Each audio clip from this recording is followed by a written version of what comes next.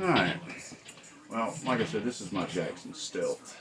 You can see how thin the guitar is.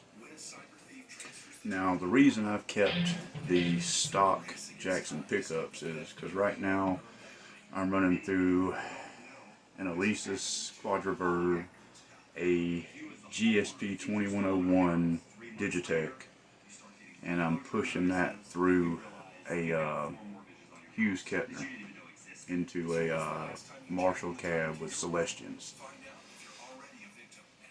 I'm pushing it through with a Boss EQ, so I kind of like the stock pickups because they're not so high output.